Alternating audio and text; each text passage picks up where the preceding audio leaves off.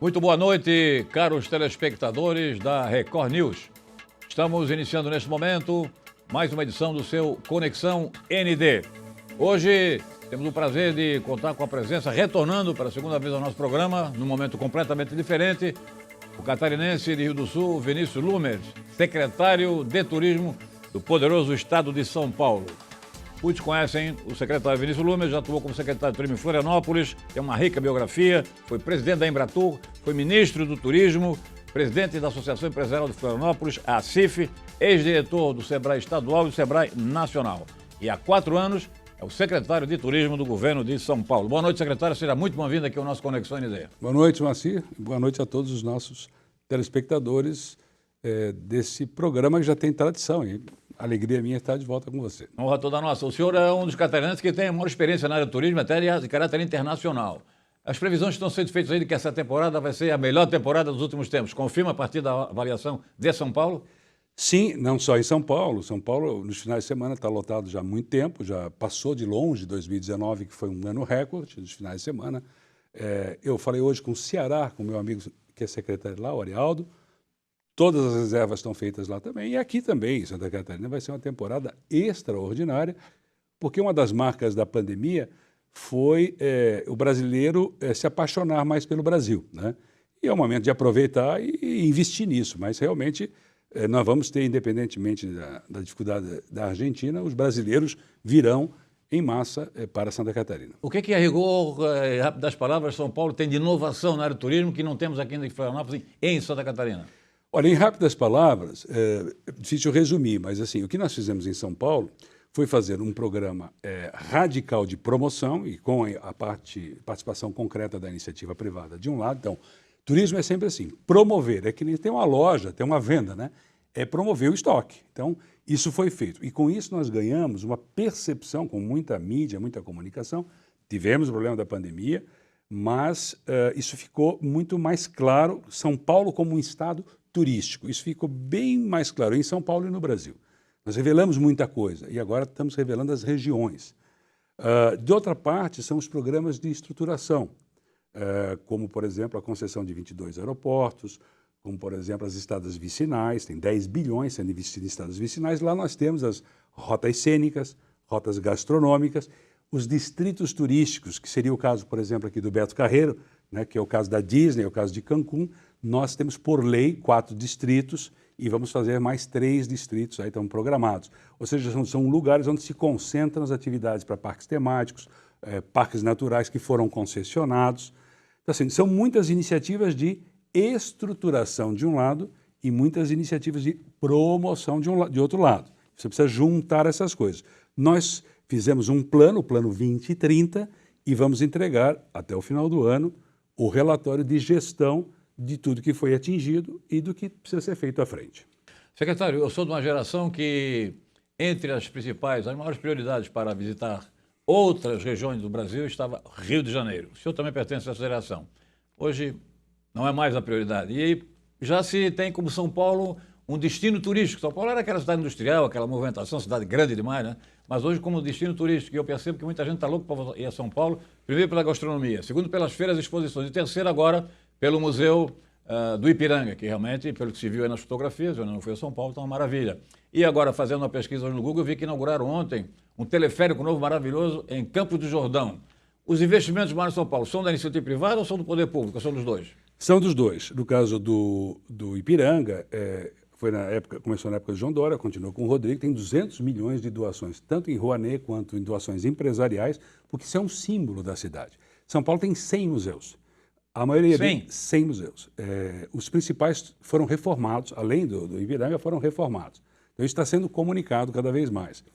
No caso do teleférico, é concessão desse teleférico, mas tem uma região do estado que nós estamos entregando um projeto lá no Vale do Ribeira que o estado precisa fazer um teleférico porque não vai render o suficiente. Então, o estado vai construir o projeto e depois vai concessionar, porque ele é indutor de um turismo ecológico, né? Então, existem várias estratégias e elas são diferenciadas, mas há muito apetite por turismo. O que se conseguiu em São Paulo, nós vamos entregar agora 13 construções de estruturas náuticas, pequenas marinas para municípios que precisam, municípios pequenos, né? O entendimento de que o fluxo turístico paga a conta. É entender que a economia do visitante, e esse é o termo mais atual, quando você pega um município como Olambra, que tem 17 mil habitantes, recebe 1 milhão de turistas, é evidente o impacto, como aconteceu em Gramado, como acontece em Florianópolis ou Balneário Camboriú, que isso tem um impacto na economia, aumenta impostos, gera condições, inclusive, dos produtos industriais, no caso de Gramado, móveis, chocolate, é tudo aquilo que passa a ser exportado e vendido com marca turística. Isso acontece na França, na Itália, e nós estamos aprendendo. E em São Paulo nós demos um salto nessa direção, porque nós temos também as rotas gastronômicas. Em 200 municípios, nós reunimos essa semana e fizemos o Fórum das Rotas Gastronômicas, né?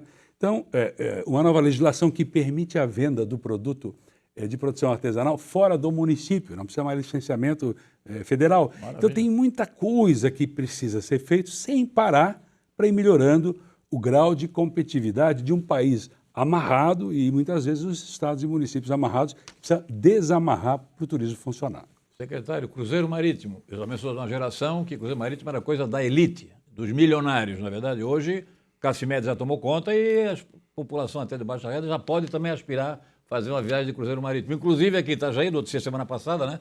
Vamos ter aí um navio da MSC Harmonia, o navio MSC Harmonia, que vai oferecer cruzeiros, rotas, a partir de Itajaí, que não precisa ir para São Paulo, Santos, para o Rio de Janeiro e tal, nem para o Caribe, né? Nem para o Mediterrâneo.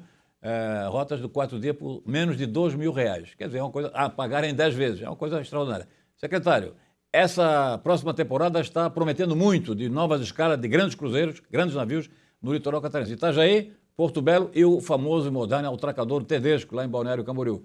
Por quê? O senhor que entende tudo de turismo de cruzeiro marítimo, me conferiu o privilégio aí de prefaciar o meu livro sobre cruzeiro marítimo. Por que Florianópolis continua fora da rota? Bom, primeiro, esse ano o crescimento vai ser de 47% em relação a 19 e 20. Isso. Foi uma temporada boa, né? Então o crescimento é muito grande, vai ter um impacto relevante, inclusive aqui em Balneário Camboriú, 30 milhões pelo menos de receita direta, isso se multiplica, né? Também serve como aperitivo, a pessoa que vem no cruzeiro, ela tende a voltar. E o que você falou, e você entende tanto ou mais do que eu de cruzeiro, porque você viaja, inclusive, você é um dos grandes viajantes de cruzeiro, autor de livro, um dos quais eu tive a honra de prefaciar. Honra minha. E eu tenho um relacionamento histórico com o meio, nós tiramos várias amarras, inclusive a obrigação que tinham os cruzeiros brasileiros, no meu período de ministro, de que todo o pessoal tivesse que ser brasileiro. A tripulação era obrigatória. Nós mudamos isso. Então, muitas coisas mudaram também na área de aviação, nós abrimos o capital das aéreas, na área de parques temáticos também, não tem mais taxa de importação, é preciso mudar e ir mudando as coisas para facilitar. E Balneário facilitou, criou boas condições. Itajaí tem uma coisa a mais, está na zona portuária, então o licenciamento aqui em Santa Catarina sempre é complicado, na zona portuária está protegido pela zona portuária. São vantagens. O embarque é muito importante, porque não é só a chegada ou a passagem, mas sim o embarque em Itajaí faz com que as pessoas durmam no hotel uma noite anterior, passem a conhecer a região e se programem, muitas vezes vão de carro até ali. Então faz parte da cadeia do turismo. Você não deve olhar as coisas separadamente, e sim, você diga assim, a quem está nos assistindo, né? Pensar que cada coisa é separada, elas todas estão conectadas na chamada economia do visitante. Quanto mais se viaja, mais renda e mais emprego. E os empregos dos próximos 10 anos no mundo, o primeiro grande gerador será o turismo, serão os ramos ligados ao turismo. Por quê? A indústria automatiza, o campo mecaniza, né? Aumenta a produtividade, isso é muito bom. Mas de onde vêm os empregos? Dos serviços. E nós, no Brasil, mal começamos a tocar nisso. E por que Floripa está fora do roteiro? Olha, eu participei, como Embratur e como ministro, de conversas aqui com a Cleia Bremar, com o nosso Marco Ferraz. Não, porque já tivemos, né? Já tivemos. Durante muitos e muitos anos. Eu participei de uma visitação ao local onde seria a boia e talvez um deslocamento dessa boia para a atracação. E aí, através dos pequenos barcos que têm um nome específico, são os tenders, né? Tender. Isso, os tenders, para um determinado local ali no canto de Jurerê. Então, dessa negociação eu participei, mas não me cabia dar prosseguimento. Partiu aí, daí em diante, a ser uma negociação privada. O que eu sei das companhias, todas querem vir a Florianópolis, mas até agora não fechou um acordo. Falta infraestrutura. Falta a decisão e vamos dizer assim, a questão jurídica, de segurança jurídica, de poder se fazer algo desse tipo sem que hajam ações na justiça e tal, etc. E isso em São Paulo nós pacificamos. Eu acho que tem o gerenciamento costeiro bem feito lá. Essas 13 para 16 estruturas náuticas que nós estamos fazendo, nós conseguimos fazer tudo, dentre licenciar e construir, tudo em 9 meses. Secretário, eu já desembarquei em Santos, embarquei no Rio de Janeiro. E a mudança nos últimos 20 anos é uma coisa fantástica. Quer dizer, melhorou e melhorou muito. Quer dizer, conforto, tranquilidade, rapidez, agilidade, que é o que acontece, né, no Caribe, no Mediterrâneo, em qualquer lugar do mundo. Mas eu vou te falar uma coisa para o senhor, eu sonho, acho que não vou ver essa realidade jamais, mas eu sonho de ter aqui em Florianópolis o que assisti quando fiz um cruzeiro na Oceania. Os navios param debaixo da ponte de Sydney, na Austrália, bem na frente da famosa Ópera de Sydney. É uma fotografia realmente inesquecível. E há mais ou menos 20 anos houve um congresso de trade aqui em Florianópolis, de navio de turismo, de cruzeiro, e um dos participantes, um líder nacional do setor, disse que era possível fazer uma dragagem do rio, aliás, do canal aqui da Baía Norte, e o navio parar de frente à ponte. Isso é possível? Pelos estudos técnicos, nós temos um enorme assoreamento na Baía Norte, né? Não poderia passar para a Baía Sul, porque a ponte Pedro Ivo e a ponte Colombo Salles foram feitas muito baixas, né? Então você não conseguiria fazer o que Caboto conseguiu fazer. Chegar ali na Bahia, debaixo da ponte Essilu, já seria uma glória. Seria, né? Muito. No mínimo, talvez, algum lugar mais próximo da Bahia fosse uma medida, talvez, inicial, né? Mas mesmo assim precisaria de uma dragagem para ter o desembarque através de tenders, né? E juntar isso às estruturas náuticas, a mais que a região precisa, porque nós somos o maior produtor de barcos de lazer do Brasil, né? E temos poucas marinas, né? Então, a marina, ela faz o esporte náutico, ela faz o consumo de produto local, enfim, ela gera uma cadeia de empregos muito forte. E tudo que é de economia do mar acaba funcionando dentro de um conjunto, né? Como também a economia da natureza, dos parques naturais de Florianópolis. É uma situação única. Nenhuma capital do mundo tem essa quantidade de natureza dentro de uma zona urbana. Você diria, à exceção do Rio de Janeiro. Sim, mas só que no Rio de Janeiro é uma floresta plantada, a floresta da Tijuca, aqui é uma floresta em recomposição, mas algumas favelas chegam até o topo da passagem da Transcarioca, que foi do nosso período de ministério. Nós criamos por decreto, por resolução, as trilhas de longo curso. Então, tanto no mar quanto na natureza, nós temos trabalhos a fazer aqui em Florianópolis, um circuito de marinas, a questão da aproximação dos cruzeiros e também vender para o mundo a ideia de que nós temos uma capital charmosa, moderna, tecnológica e tudo mais, e muita atividade de natureza. O que nós estamos fazendo em São Paulo? Por exemplo, lá com o Sebrae, nós estamos capacitando empresas no estado inteiro num projeto de ecoaventura e ecoturismo, né? E trabalhando e financiando empresas e fazendo planejamento na concessão desses vários parques. O que ainda bate na trave no Brasil é que há muito preconceito contra determinadas atividades turísticas e você sabe que preconceito ideológico, diga-se de passagem, né? Ideológicos, de atraso, né? De cá ou de lá. Atraso, porque coisas já resolvidas em outros lugares, por exemplo, você veja 2 atrasos básicos. Primeiro, o único hotel que nós temos em um parque natural no Brasil é da década de 50 e é o hotel de Foz do Iguaçu, que tem vista para, né, as cataratas. Que foi o hotel da Varig? Que foi feito na época pela Embratur, né? A Varig participou, tinha também um hotel... Hotel das Cataratas, né? O das Cataratas, que é um dos hotéis hoje mais respeitados das Américas. E outro no Rio Amazonas, se eu não estou enganado. O Manaus e o Tambaú, né? Lá na Paraíba. Porque o Brasil não tinha turismo, então o Estado tinha que fazer, né? Agora, se você olhar de lá para cá, hotéis em parques naturais, só tem aquele, né? Junto a parques que pudessem ser bons receptivos de natureza, que é o turismo que mais cresce no mundo, ao lado desse turismo que você falou, que é o turismo ligado ao mar, né? Nisso aí os Estados Unidos dão banho, porque os parques nacionais têm toda a infraestrutura turística, inclusive gastronomia e hotéis de excelente qualidade, né? Nós fizemos em São Paulo, até criamos uma marca, Parques de São Paulo. Existe a marca. Já funcionando? Nós já lançamos antes da pandemia, mas tivemos que parar a mídia, a comunicação, para mostrar que São Paulo não só é um estado turístico, mas é um estado que tem uma amplíssima cobertura de Mata Atlântica. A Mata Atlântica do Brasil está em São Paulo, no Paraná, um pedacinho no Rio e em Santa Catarina. Esse é o que sobrou da Mata Atlântica e cobria todo o litoral. Então, e aonde? Florianópolis tem isso. Aqui no entorno tem isso. E isso é produto turístico. Então, nós precisamos pacificar a utilização. No caso de Foz, 1 ou 2% que é utilizado do parque. E o preconceito diz assim, não, mas você vai botar coisas lá num parque e vai acabar com a natureza.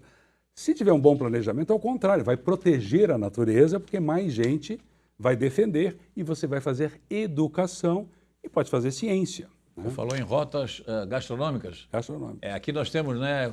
Foi a iniciativa privada que criou a rota gastronômica do Coqueiros, que é maravilhosa, está melhorando praticamente todo mês, no período. Tem a rota gastronômica das Gendeiras, tem Santo Antônio de Lisboa, é outra maravilha. Tem, enfim. Agora, isso não está sendo divulgado, não tem uma folheteria, não é, para orientar não apenas o local. Muita gente falando que não conhece ainda a rota gastronômica da Costa da Lagoa, por exemplo, que é uma maravilha, né? E outra coisa, secretário, queria ouvir a sua opinião também para ter a sua experiência. Trilhas, cada vez são mais utilizadas por famílias, as trilhas, mas também não tem organização, não tem informação, não tem sinalização adequada, são perigosas muitas vezes. O lado bom é que tem a fazer, né? Quer dizer, se nós não tivéssemos nada para fazer, tem tudo isso para fazer. Então eu tento ver a metade do copo cheia e aquela que pode ser preenchida, né? Isso pode ser feito, vai dar um enorme retorno, mas isso passa por diálogo. É preciso criar meios de derrubar preconceitos. E uma das melhores formas de fazer isso, no âmbito do desenvolvimento sustentável, é sempre entender que a economia é a parte mais importante do tripé do desenvolvimento sustentável, que paga a conta. O social e o ambiental, eles são premissas ex ante. Você quer cuidar do social e quer cuidar do ambiental. Mas sem o econômico, por exemplo, despoluímos o Rio Pinheiros. Agora nós já sabemos como despoluir o Rio Tietê. Como é que se despoluiu o Rio Pinheiros? Fazendo 600 ligações de economias, de residências, de esgoto. E aí você tem um rio 85% para 90% despoluído, né? Então, um programa social de despoluição da lagoa e um programa turístico da lagoa, eles devem andar juntos. Porque um é gerador da receita e o outro gera despesa. Então, se você não entender e se imaginar que aumentar a pobreza é defender o meio ambiente, errado. Se você acha que com o aumento da pobreza vai melhorar a questão ambiental, não vai. Ela vai piorar. Se você olhar a despoluição do Rio Tames, é porque teve dinheiro para fazer. Senão, não se faz. Mas as premissas sendo corretas, havendo confiança em um plano, nós conseguiríamos avançar. Aqui em Florianópolis, isso ainda não foi atingido. Por que não? Bom, aí é uma questão de debate longo. Secretário Vinícius Lumes, o senhor também tem uma larga experiência internacional em relação aí a jogos de azar, cassino. O Brasil já é um cassino, porque a gente vê nos shoppings, vê no centro da cidade, né? Olha, é uma coisa impressionante. Quando tem a loto, loteria e não sei o que, loteca, aquelas filas enormes, você acha que é para pagar o... Não, é tudo para jogo instituído pelo governo federal. Eu gostaria que o senhor falasse sobre a questão de liberação dos cassinos no Brasil. Vem ou não vem? Mas depois de um rápido intervalo comercial. Secretário de Turismo de São Paulo, conhecedor do turismo no Brasil e no mundo, Vinícius Lumes, é o nosso entrevistado de hoje dentro do seu Conexão ND. Entrevista que estará disponível no portal ND+, e nas redes sociais da internet. Voltamos em seguida, logo após os comerciais. Até já.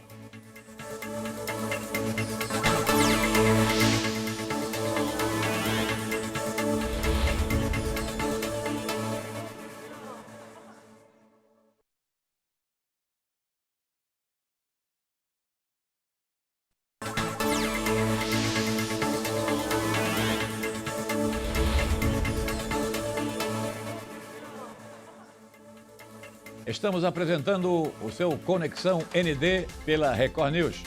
Hoje com a presença do secretário de Turismo do Estado de São Paulo, catarinense Vinícius Lumes, uma das maiores autoridades do Estado na questão do turismo. Secretário, então, assunto tratado antes dos comerciais. Liberação dos cassinos no Brasil, vem ou não vem? Vai ser aprovado, você acha? Bom, a tendência é positiva, mas como está pendurado nela, estão pendurados nas outras liberações de jogos de azar, há mais conflito. Nós queríamos que fossem liberados os cassinos em resorts. Por exemplo, Santa Catarina teria 1 ou 2 ou 3 cassinos em resort com altíssimos investimentos e mais alguns cassinos independentes, né? Então poderia ser 1 ou 2. A legislação ela dá 3, 2 e 1, a que está lá em discussão. E ela põe embaixo mais um múltiplo de 3. Então, onde tivesse 2 cassinos em resorts, eu fui dar uma palestra na China há 2 anos atrás e fiquei num hotel de 6 bilhões de dólares de investimento. Então, você tem que pensar no investimento pelo menos de 1 bilhão de dólares numa unidade como essa, por conta dos shows, por conta do show business, por conta dos congressos e feiras que estão no hemisfério norte e viriam para o hemisfério sul por conta desse nível de estrutura. Então, a primeira decisão é essa. E essa decisão, ela tem a ver com o que você falou um pouco antes, que o jogo existe também em cassinos ilegais do Brasil. Nós vimos alguns estouros durante a pandemia, Sim. em muitos lugares do Brasil. E o jogo online, ele está em toda parte no Brasil, só que se paga imposto lá fora. Quer dizer, aonde se paga não é aqui. Né? Então, também se tem que regularizar o jogo online. Né? E isso pode trazer 20, 30, 40 bilhões a mais, paga praticamente o Bolsa Família inteiro. Então, isso é possível fazer. Qual é a história dessa história? Né? Como houve o atraso em termos, lá atrás, um hotel num parque natural em Iguaçu, e não temos mais nenhum depois, também lá atrás, até 46, nós tínhamos cassinos. A Urca, você mencionou aqui no nosso break, Sim. né? A Urca foi a incubadora de artistas como Carmen Miranda. Revelou. E foi a base do show business brasileiro que foi para o cinema, para a Tupi, TV Tupi, para a TV Globo. Ali nasceu toda a base criativa. Né? Porque os shows são o ano inteiro, eles são alimentados por essa máquina. A questão é controlar isso, medo disso. Nós temos mecanismos para isso. E isso gera muita receita, dentro de critérios adotados em outros países, que nós podemos escolher. Só dizer o seguinte, onde não tem jogo, em países muçulmanos e Cuba, nos demais tem, porque esses povos são responsáveis, gerenciam. Né? O que nós temos que ter medo é do PCC, do crime organizado, não medo de fazer coisas que estejam no nosso alcance. 2 questões bem objetivas. Número 1, vincular a receita decorrente dos jogos de azar dos cassinos a um atendimento social educativo, de acordo? Número 1. Vincular obrigatoriamente. Número 2. Esse é o caso. Lá atrás diziam, não pode porque vai dar lavagem de dinheiro. Hoje, com obrigação de usar o cartão de crédito, secretário, não tem mais lavagem de dinheiro. É tudo controlado rigorosamente pelo computador, de acordo? No projeto está dito isso. Né? É preciso ter um certo grau de comprovação de renda para que não haja riscos de, vamos dizer assim, de você conflagrar famílias e receitas. Perfeito. Né? Há riscos aí da ludopatia, né? Que é o vício em jogo, isso é um problema.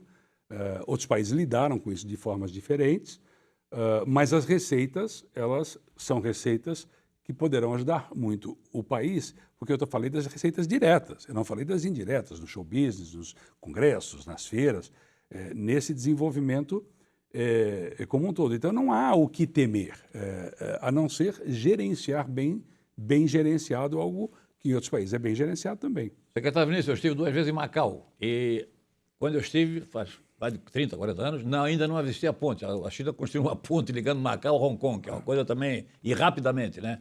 Mas o senhor esteve em Macau e me contou que encontrou lá os maiores cassinos, hotéis mais bonitos, melhores até do que Las Vegas, é isso mesmo? É verdade.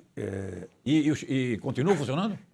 Eles estão funcionando, são uma potência, os investimentos, esse da MGM é 6 bilhões de dólares, da família Ho, são 6 licenças só lá, né?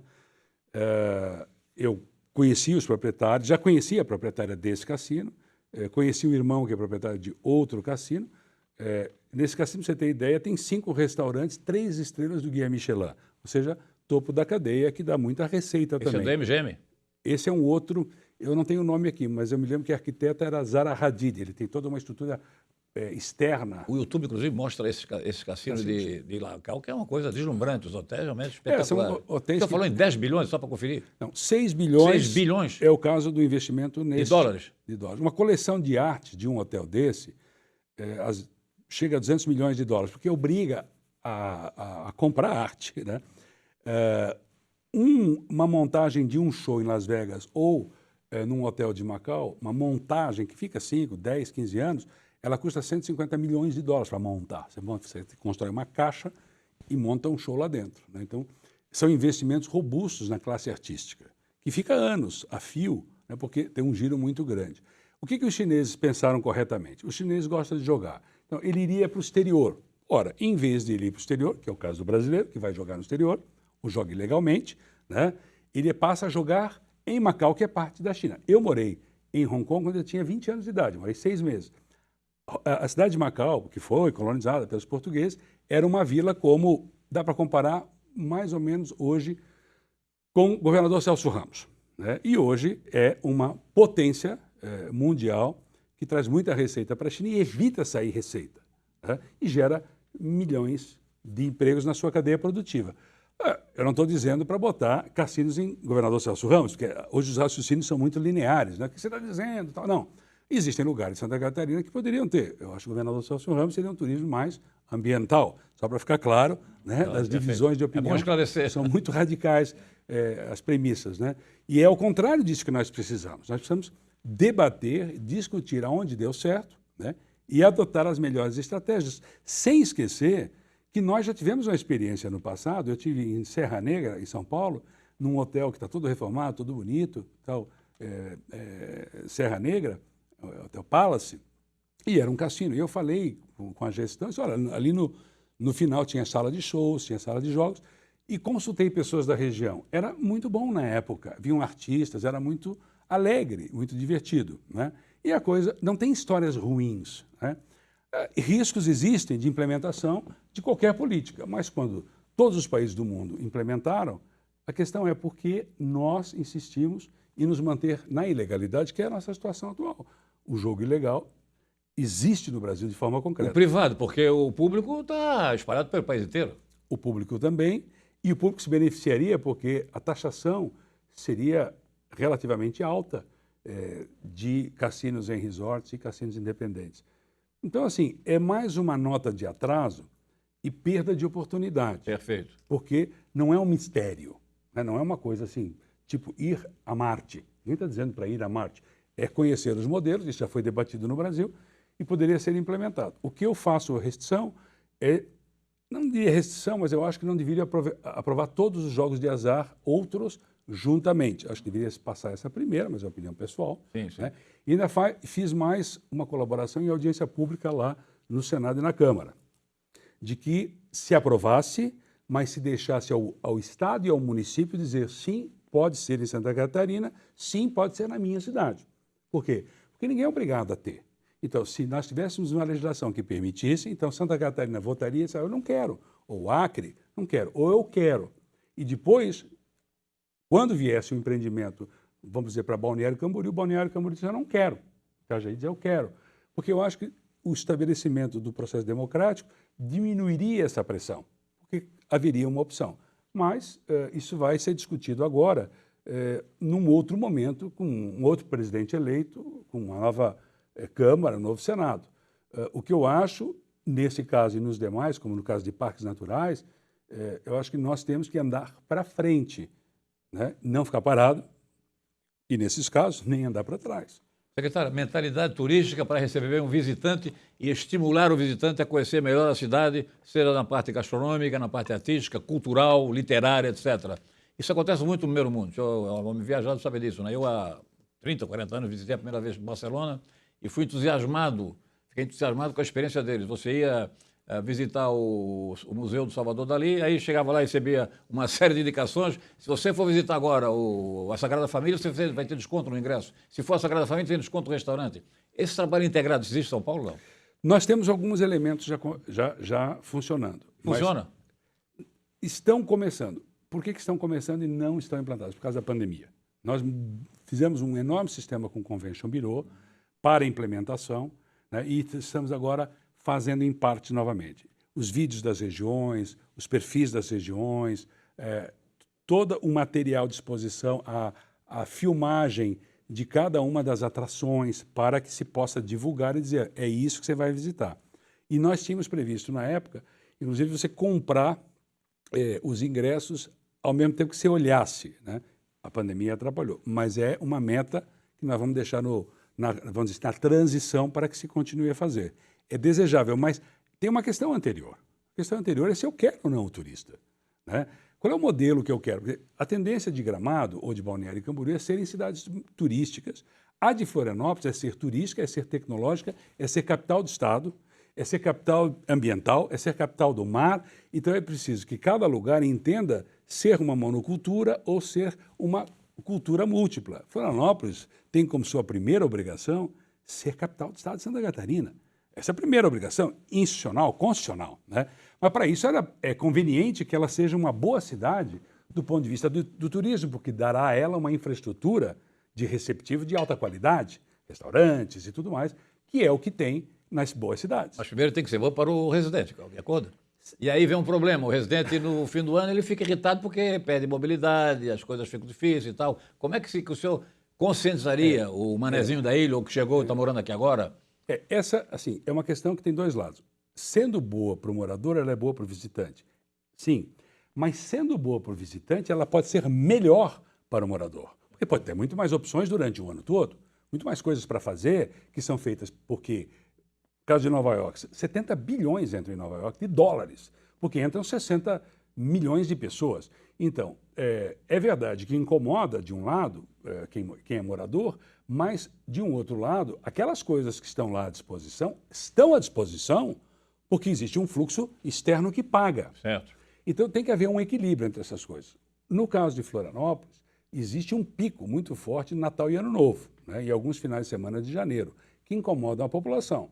Agora, é preciso que se leve à população o quanto isso significa dentro do que está se pagando em termos de imposto e de benefício e na economia em salários, no que paga pela prefeitura a creche, a educação, é preciso comunicar. Dizer, olha, esses turistas estão pagando essa parte. Mostrar as vantagens do turismo. As vantagens de melhorar. Sim, mas, de repente, eu tenho uma UPA. Como é que foi paga essa UPA? Só com imposto local? Porque se nós não tivermos turistas e nós quisermos ter essa qualidade social, vai ser só IPTU, IPTU, IPTU, IPTU para cima de todo mundo, né? Então você tem que equilibrar. Como é que é outra forma de equilibrar? Espalhando o turista, colocando uma parte no mar, né? Colocando uma parte passeando nas florestas e fazendo do roteiro cultural um calendário que espalhe o turista ao longo das estações do ano, que é o que se faz lá fora. No intervalo, o senhor fazia uma consideração muito interessante, alertando que o sul da ilha, por exemplo, não tem grandes hotéis, não tem hotéis que atraem os turistas. Seria uma maneira de descentralizar um pouco a questão do norte da ilha, de acordo? Perfeito. Quando você tinha o pior aeroporto do Brasil, avaliado pelo viajante, e agora você tem o mais bem avaliado do Brasil. No entanto, você chega lá e você poderia se hospedar num hotel, por exemplo, na região do Campeche, e talvez até trabalhar num prédio de escritório, de tecnologia, Perfeito. lá, ou ter um local de eventos lá. Mas o plano diretor atual diz não, né? Não é possível fazer isso, né? Então você vai ter cada vez mais, se não for aprovado esse plano diretor, eu espero que seja, porque ele pensou inteligentemente nisso, ele pensou em vários itens de modernização, você não vai ter um plano vocacionado. O que é o plano diretor vocacionado? É aquele que indica qual é a vocação de uma região para que ela se revele e empregue as pessoas daquela região. Não havendo emprego no sul da ilha, e eu acho que nós tivemos um bom exemplo aí com a gastronomia do sul da ilha, tivemos um bom exemplo com a produção de ostras, esse filho de pescador, esse habitante local, talvez ele tenha que achar um emprego na Palhoça ou em São José. Então ele vai ter que pegar um ônibus, sair do seu habitat natural, né, se deslocar para um lugar inóspito do ponto de vista da cultura do sul da ilha, ao invés de ver que o sul da ilha tem um modelo de desenvolvimento que acolhe os filhos e netos nos ramos de atividade que equilibrem meio ambiente, hospitalidade, turismo, atração. Porque se não fizer isso, você tem um desenvolvimento, como nós temos hoje, de invasões ilegais e que concentram as pessoas indo todas elas para o mesmo lugar. E nós não queremos mais isso. Secretário, o Santa Catarina há muito tempo não tem folheteria. Fazer a promoção do Estado e da cidade, da capital, é fundamental para o desenvolvimento do turismo, de acordo? Até para qualificar o turismo. Como é que é São Paulo? Hoje, você precisa ir a todas as feiras. Eu tenho visto Santa Catarina presente em muitas feiras. Florianópolis participando de várias feiras. Isso é importante. Encontrei o prefeito Topazio num grande evento lá em Santos. Toda a equipe aqui, a Zena, um timão lá de altíssima qualidade, divulgando a gastronomia com os nossos chefes, e foi muito, muito bom ver isso e tem alguns momentos muito bons. Mas isso tem que ser o ano inteiro, não pode parar nunca mais, né? Você tem que escolher os pontos e ir trabalhando e trazer o tipo de turista que você deseja. E o tipo de investidor também, né, que invista em elementos que o plano diretor, eu diria, favoreça, tanto uma empresa de base tecnológica quanto uma pousada ou um receptivo. Para onde é que vai o secretário de Turismo que foi pré-candidato a governador de São Paulo na política depois de janeiro? Pré-candidato a governador de São Paulo. Em Santa Catarina, Santa desculpa. Catarina. O Rodrigo, eu não sei onde é que o Rodrigo Não, fez senhor, uma grande gestão lá.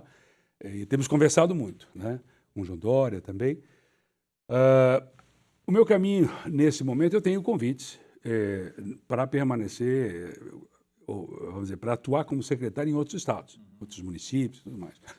Mas, nesse momento, a minha opção é a iniciativa privada. Eu devo ir para a iniciativa privada nesse mesmo campo, né? Campo do turismo, imobiliário, e ficar lá cuidando disso. 2024, ele vai ser candidato em Florianópolis? Não. A minha ida para a iniciativa privada é uma ida para fazer aquilo que o Moacir Pereira me fala de vez em quando, para cuidar da minha vida, né? Sei. Esse é o plano hoje. Logicamente, o futuro é o futuro, mas eu não vejo isso no futuro, vejo uma atividade na iniciativa privada relevante. Secretário Vinícius Lumes, obrigado pela sua presença. Uma boa noite para o senhor. Felicidades aí Obrigado, Moacir. com as novas E opções. parabéns aí, você está com saúde, está de volta. Estamos voltando devagarzinho, E devagarzinho. vai num cruzeiro aí que eu soube. Aí, né? Um abração e cumprimentos aos nossos telespectadores. Essa entrevista está disponível no portal ND+, líder de audiência em Santa Catarina. Obrigado mais uma vez pelo prestígio da sua audiência. Um grande abraço, muito boa noite, saúde a todos. Até a próxima.